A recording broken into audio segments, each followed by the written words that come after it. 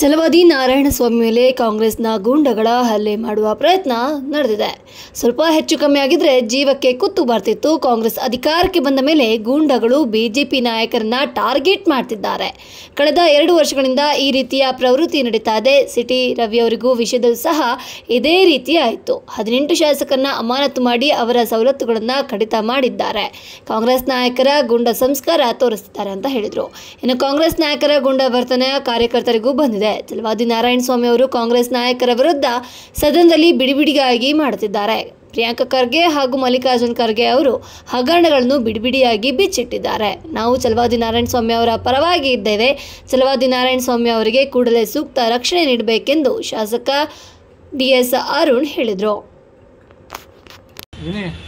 ನಿನ್ನೆ ದಿವಸ ಕಲಬುರಗಿಯ ಚಿತ್ತಾಪುರದಲ್ಲಿ ನಮ್ಮ ಕರ್ನಾಟಕ ವಿಧಾನ ಪರಿಷತ್ತಿನ ವಿರೋಧ ಪಕ್ಷದ ನಾಯಕರಾದಂತಹ ಶ್ರೀಯುತ ಛಲವಾದಿ ನಾರಾಯಣಸ್ವಾಮಿ ಅವರ ಮೇಲೆ ಕಾಂಗ್ರೆಸ್ಸಿನ ಗೂಂಡಾಗಳು, ರೌಡಿಗಳು ಅವ್ರ ಮೇಲೆ ಹಲ್ಲೆ ಮಾಡುವಂತಹ ಪ್ರಯತ್ನಗಳನ್ನು ಮಾಡಿದ್ದಾರೆ.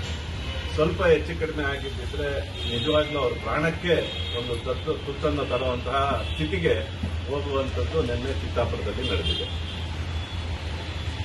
ಇದು ಯಾವ ರೀತಿ ಇದೆ ಅಂದ್ರೆ, ಕಳೆದ 2 ವರ್ಷದಲ್ಲಿ ಕರ್ನಾಟಕದಲ್ಲಿ ಸರ್ಕಾರ ಮತ್ತು ಸರ್ಕಾರದ ಕಾಂಗ್ರೆಸ್ಸಿನ ಕಾರ್ಯಕರ್ತರು ಅಂತ ಏನ್ ಹೇಳ್ಕೊಂತಿದ್ದಾರೆ, ರೌಡಿಸಮನ್ನ ಮತ್ತು ಈ ರೀತಿ ಕಂದತನವನ್ನ ಇರುವಂತಹ ಗೂಂಡಾಗಳು ನಿರಂತರವಾಗಿ ಭಾರತೀಯ ಜನತಾ ಪಾರ್ಟಿಯ ನಮ್ಮ ನಾಯಕರುಗಳ ಮೇಲೆ ಯಾರ್ಯಾರನ್ನ ಹತ್ತಿಕ್ಬೇಕೋ, ಯಾರ್ಯಾರನ್ನ ಅವ್ರನ್ನ ಕೆಣಕ್ಬೇಕೋ, ಯಾರ್ಯಾರನ್ನ ಹೆದರಿಸಬೇಕೋ ಆ ತರ ಎಲ್ಲ ಪ್ರಯತ್ನಗಳು ರಾಜ್ಯದಲ್ಲಿ ಕಳೆದ 2 ವರ್ಷದಿಂದ ನಡೀತಾ ಇದೆ. ನೀವು ನೋಡ್ತಾ ಹೋಗಿ ಸಿಟಿ ರವಿಯವರ ವಿಷಯಕ್ಕೂ ಅದೇ ರೀತಿ ಮಾಡಿದ್ರು. ಅವರನ್ನ ಯಾವ ರೀತಿ ಅಂದ್ರೆ ರಾತ್ರಿ ಎಲ್ಲಾರ ತಗೊಂಡೋಗಿ ಏನಾದ್ರೂ ಮಾಡಿಬಿಡ್ತಾರ ಅನ್ನೋ ಮಟ್ಟಕ್ಕೆ ತಗೊಂಡೋಗುವಂಥದ್ದನ್ನು ಕೂಡ ಆಯ್ತು. ಇತ್ತೀಚೆಗೆ 18 ಜನ ಶಾಸಕರನ್ನ ಇತಿಹಾಸದಲ್ಲಿ ಆಗದೆ ಇರುವಂತದ್ದನ್ನ ಕಾಂಗ್ರೆಸ್ ಅವರು ಇಡೀ ರಾಷ್ಟ್ರದಲ್ಲಿ ಮಾಡಿರುವಂಥದ್ದು. 18 ಜನನ್ನ ಇವತ್ತು ಅಮಾನತನ್ನ ಮಾಡಿ ಅವರಿಗೆ ಕಳೆದ 3 ತಿಂಗಳಿಂದ ಯಾವುದೇ ರೀತಿಯಾದಂತಹ ಅವರಿಗೆ ಸವಲತ್ತುಗಳನ್ನ ಕೊಡದೇ ಇರುವಂತಹ ಸ್ಥಿತಿಗೆ ಈ ಕಾಂಗ್ರೆಸ್ಸಿನ ಈ ಸಂಸ್ಕಾರ ಏನಿದೆ, ಗುಂಡಾ ಸಂಸ್ಕಾರ ಏನಿದೆ, ಇವ್ರದ್ದು ಸಂಸ್ಕಾರ ಅಂತ ಪದನೇ ಉಪಯೋಗಿಸಬಾರ್ದು ಅವರಿಗೆ. ಈ ಗುಂಡಾ ವರ್ತನೆ ಯಾವ ಒಬ್ಬ ರಾಜನಿಂದ ತಥಾ ಪ್ರಜೆ ಅಂತಾರಲ್ಲ, ಹಂಗೆ ಅಲ್ಲಿನ ಕಾಂಗ್ರೆಸ್ಸಿನ ನಾಯಕರುಗಳು ನಡ್ಕೊಂತಿರುವಂತ ರೀತಿ ಈಗ ಅಲ್ಲಿನ ಕಾರ್ಯಕರ್ತರಿಗೆ, ಅಲ್ಲಿನ ಗೂಂಡಾಗಳಿಗೆ, ಅಲ್ಲಿನ ರೌಡಿಗಳಿಗೆ ಒಂದು ರೀತಿ ಇನ್ಸ್ಟಿಗೇಟ್ ಮಾಡಿ ಮಾಡುವಂತ ಸ್ಥಿತಿಗೆ ಹೋಗ್ತಾ ಇದೆ. ಒಂದು ಛಲವಾದಿ ನಾರಾಯಣಸ್ವಾಮಿ ಅವರು ನಮ್ಮ ಪಕ್ಷದಿಂದ ಆಯ್ಕೆಯಾಗಿ ಅವರನ್ನ ಉತ್ತಮ ಒಂದು ಒಳ್ಳೆಯ ವಾಗ್ಮಿಗಳು, ಹಲವಾರು ವಿಷಯಗಳನ್ನು ತಿಳ್ಕೊಂಡಿದ್ದಾರೆ.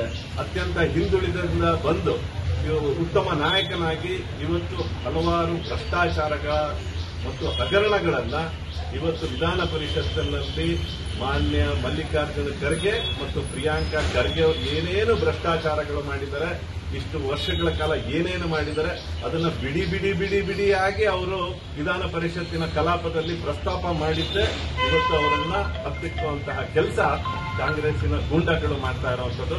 ಅವರು ಸ್ವಾಭಾವಿಕವಾಗಿ ಹೇಳಿರುವಂತದ್ದು ಒಂದು ಗಾದೆ ರೂಪದಲ್ಲಿ ಹೇಳಿರುವಂತದ್ದನ್ನ ಅವರಾಗೆ ತಿಳ್ಕೊಂಡು, ಅವರಾಗೆ ಯಾರು ನಾಯಿ ಯಾರು ಆನೆ ಈ ತರದನ್ನ ಅವರಾಗೆ ತಿಳ್ಕೊಂಡು ಅವರು ಈ ತರದ್ದು ಮಾಡೋದು ಸರಿಯಲ್ಲ.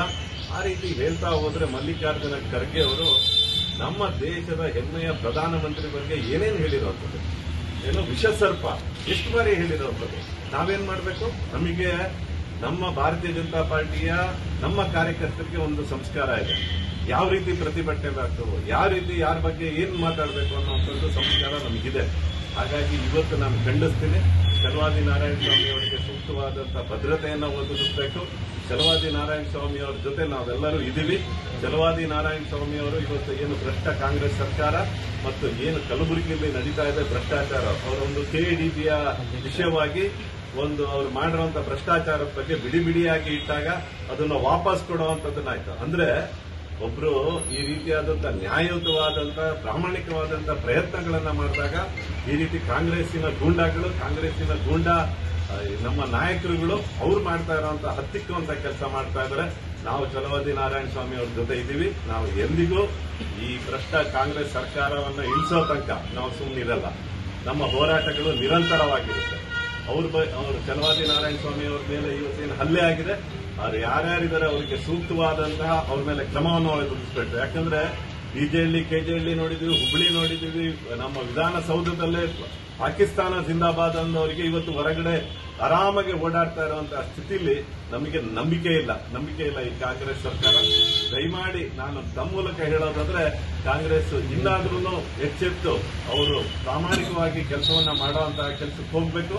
ಇಲ್ಲಾಂದ್ರೆ ನಮ್ಮ ಹೋರಾಟಗಳು ಇದಕ್ಕಿಂತ ನಾವು ದೊಡ್ಡದಾಗಿ ಮಾಡುವಂತಹ ಶಕ್ತಿ ನಮ್ಮ ಕಾರ್ಯಕರ್ತರಲ್ಲಿ ಇದೆ ಅಂತ ಹೇಳುವಂಥದ್ದು ನನಗೆ ಇವತ್ತು ತಮ್ಮ ಮೂಲಕ ಅವರಿಗೆ ಹೇಳುವಂಥದ್ದು ಅವಕಾಶ ಮಾಡಿಕೊಟ್ಟಿದ್ದಕ್ಕೆ ಧನ್ಯವಾದಗಳು. ಇವುಗಳು ಶಿವಮೊಗ್ಗದಲ್ಲಿ ಹೋರಾಟ ಒಂದು ಮಾಡ್ತಾರೆ. ಆ ಹೋರಾಟದ ನೆಪದಲ್ಲಿ ಇವತ್ತು ತುರ್ತು ಪರಿಸ್ಥಿತಿಗೆ ಇರುವಂತಹ, ತುರ್ತು ಸೇವೆಗೆ ಇರುವಂತಹ ಆಂಬುಲೆನ್ಸ್ ಅನ್ನ ಬಳಕೆ ಮಾಡಿರುವಂಥದ್ದು ನಾವು ಖಂಡಿಸ್ತೀವಿ. ನಾವು ಅದನ್ನ ಪರ್ಮಿಷನ್ ತಗೊಂಡಿದ್ದೀರಾ?